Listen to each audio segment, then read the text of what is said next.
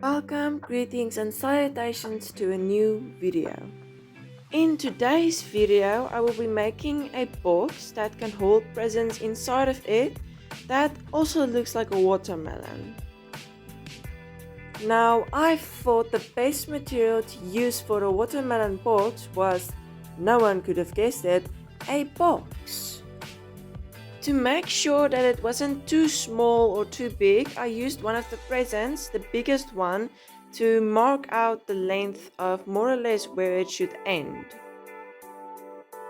After I made a mark, I just took a ruler and a box cutter and made sure that the lines were straight, since this watermelon box is for someone's birthday and I didn't want the box to be wonky or anything like that.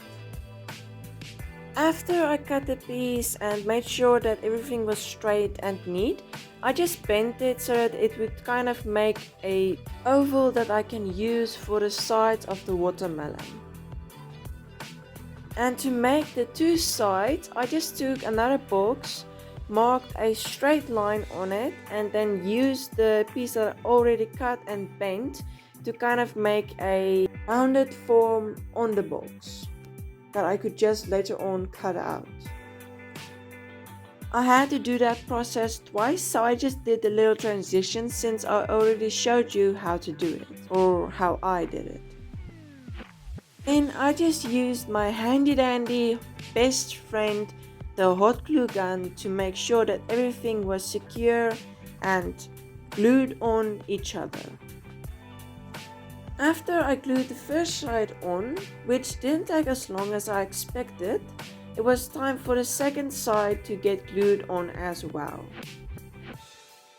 After that, I decided to cut out another piece of box that I could use as a lid so that the presents wouldn't fall out.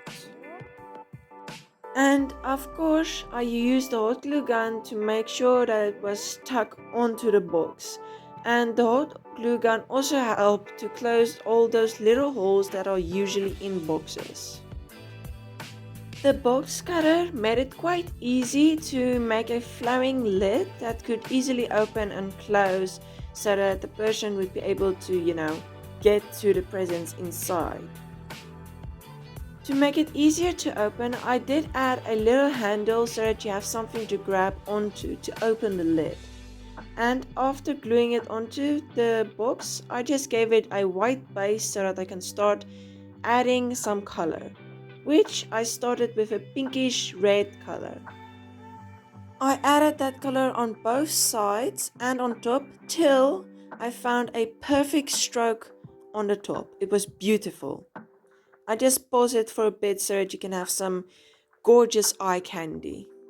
Just don't eat it because it's paint. I also tried adding some gradients of darker and lighter colors on the sides where I could or where I saw fit for it. Then I just mixed a light green color for the sides that aren't edible. Not that this box is edible, but you know what I mean, if you have ever eaten a watermelon. While the green paint was wet, I decided to paint in some seeds. I know some people hate the seeds and others like chewing on them. I'd like to know what you think. Do you eat them or do you spit them out? After I painted in all the seeds, I added a darker green on the lighter green, on top, on both sides and on the bottom part. After I painted the bottom part and it dried completely, I added some stripes of a darker green color on the bottom part.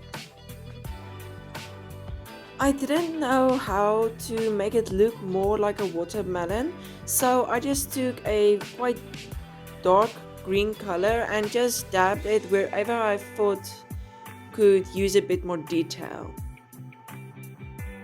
That is the finished product. I hope you enjoyed this video, and if you did, please give it a like, and while you're down there, please subscribe.